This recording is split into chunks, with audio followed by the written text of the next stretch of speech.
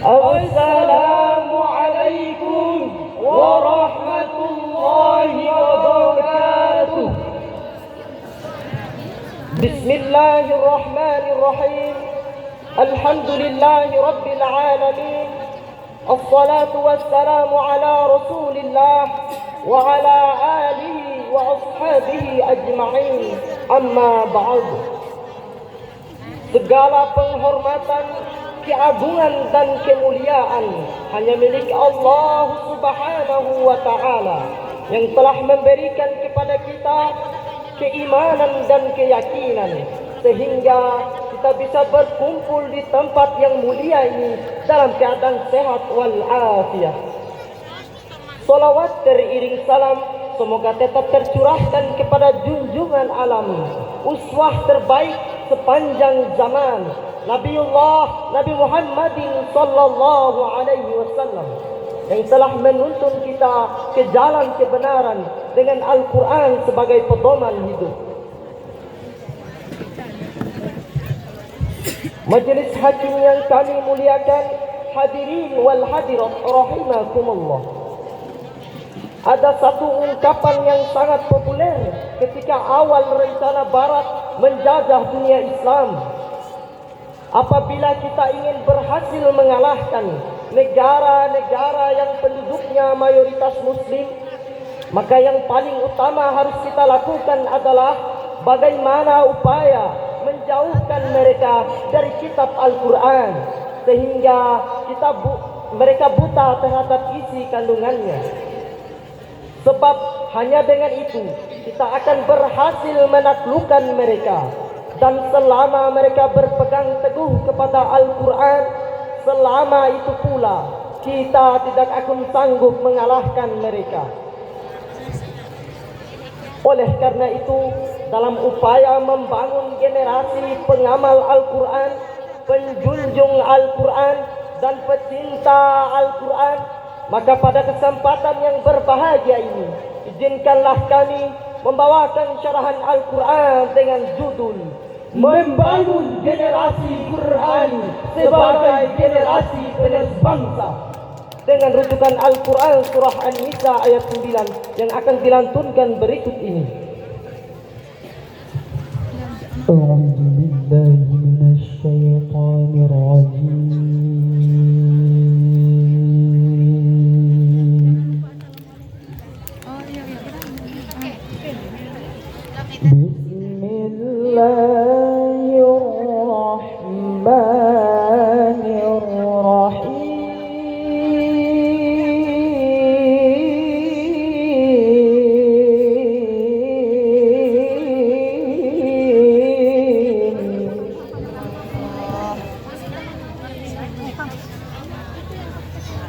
وَلْيَخْشَى الَّذِينَ لَوْ تَرَكُوا مِنْ خَلْفِهِمْ ذُرِّيَّةً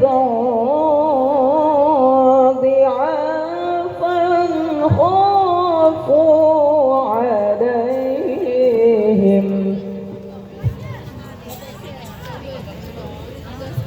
فَلْيَتَّقُوا اللَّهَ وَلْيَقُولُوا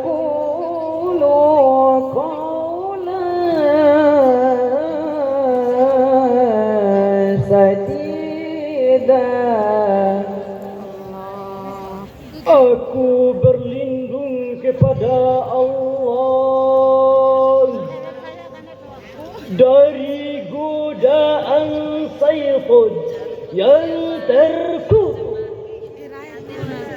dengan menyebut nama Allah yang Maha Pengasih lagi Maha Penyayang.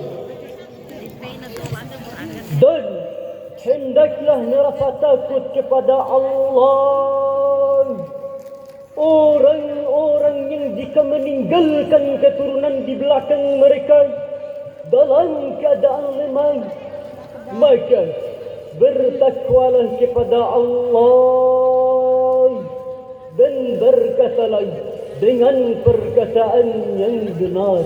Hadirin wal hadirat rahimakumullah. Firman Allah yang dilantunkan tadi mengingatkan kepada kita agar memiliki rasa kekhawatiran dan ketakutan apabila suatu saat dan suatu masa muncul generasi-generasi yang lemah, baik lemah ilmu, lemah fisik, lebih-lebih lemah iman.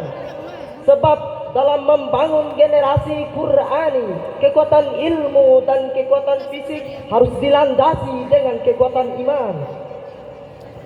Albert Einstein dengan ungkapannya yang sangat populer mengatakan, "Science without religion is blind, and religion without science is lame." Ilmu tanpa agama akan buta, dan agama tanpa ilmu akan lumpuh. Lebih mengkhawatirkan lagi apabila kita merenungi ungkapan Murtada Mutahhari bahwa ilmu pengetahuan yang ada pada orang yang tidak beriman laksana sebilah pisau di tangan orang gila. Dia bisa menebaskannya kapanpun dia mau. Oleh karena itu, orang yang berilmu tapi dia tidak beriman, maka dia bisa menipu, merampok, membunuh, melakukan korupsi, kolusi, dan nepotisme. Sebaliknya hadirin, jika ilmu pengetahuan yang digenggam oleh orang-orang yang beriman, pekerjaan yang dilakukan oleh orang-orang yang beriman, jabatan yang dipikul oleh insan pengamal Al-Quran, kami yakin dan percaya pasti akan membawa kemaslahatan, bukan kemudaratan, membawa kesejahteraan, bukan kesengsaraan, membawa kemajuan, bukan kehancuran, dan membawa ketentraman, bukan kekacauan. Sikap-sikap inilah hadirin yang harus meluncur dari generasi-generasi Quran, yakni karya-karya yang positif, hasil kerja yang soleh, yang berpijak kepada kekuatan ilmu dan kekuatan iman. Dalam sebuah sabdanya, Rasulullah sallallahu alaihi wasallam menegaskan, "Al-mu'minul qawiyyu khairu wa ahabbu ila Allah minal mu'minid dha'if." Seorang mukmin yang kuat lebih baik dan lebih dicintai oleh Allah daripada mukmin yang lemah. Lantas, resep apakah yang bisa memberi solusi terhadap semua ketentuan ini? Jawabannya adalah kita harus menjadikan Al-Quran sebagai tatanan dan tuntunan dalam segala aspek kehidupan. Untuk lebih jelasnya, marilah kita dengarkan lantunan ayat suci Al-Quran surah Yunus ayat 57 yang akan dilantunkan berikut ini. Ya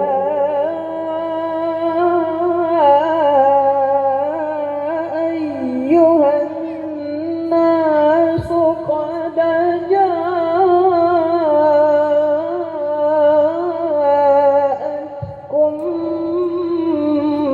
maw'izatun mir rabbikum wa shifaa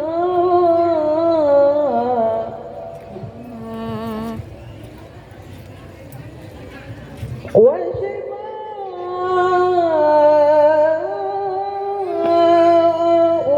lima fis suduri wa hudan wa rahmatun lil mu'minin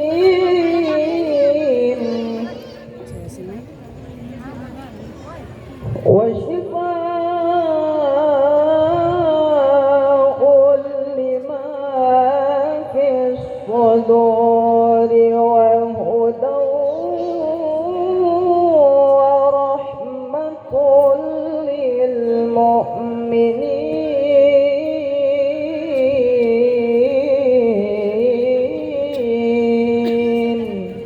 Sadaqallahul azim. Wahai manusia, sesungguhnya telah datang pelajaran dari Tuhanmu dan penyembuh bagi penyakit-penyakit yang berada dalam dada, serta petunjuk dan rahmat bagi orang-orang yang beriman. Maha benar Allah dengan segala firman-Nya. Hadirin wal hadirat rahimakumullah.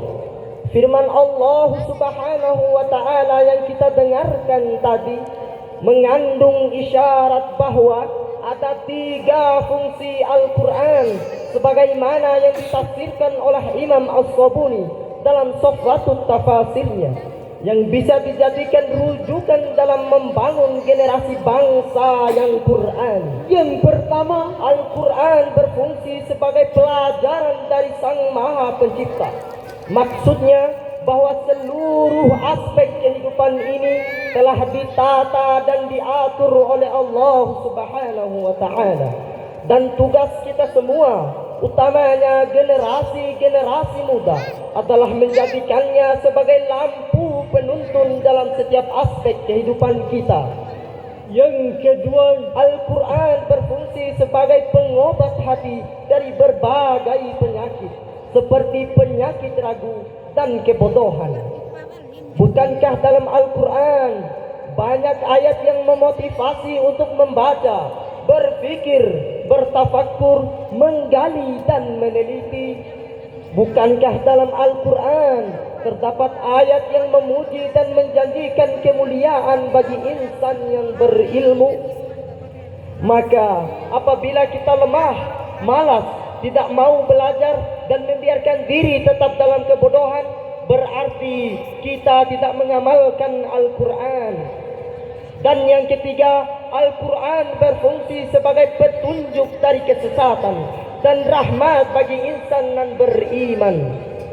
Dengan demikian, apabila kita mengamalkan Al-Quran dan menjadikannya sebagai pegangan bagi pribadi-pribadi generasi muda, maka insya Allah pasti kita semua akan terbebas dan terselamatkan dari virus-virus yang membawa kepada kesesatan dan kehancuran. Majelis hakim yang kami muliakan, hadirin wal hadirat rahimakumullah. Sebagai akhir dari uraian kami, dapatlah dipetik suatu kesimpulan bahwa apabila menginginkan tumbuhnya generasi bangsa yang Quran, maka kami mengajak kita semua, utamanya generasi-generasi muda, mari kita baca Al-Quran, kita pahami isinya, kita renungkan maksudnya, dan kita amalkan ajaran yang terkandung di dalamnya. Demikianlah hadirin yang dapat kami sampaikan. Terima kasih atas segala perhatiannya dan mohon maaf atas segala kekurangannya. Kami akhiri syarahan ini dengan sebuah pantun. hidup sendiri tanpa kekasih sangatlah susah bagi lelaki. Cukup sekian dan terima kasih. Wassalamualaikum warahmatullahi wabarakatuh.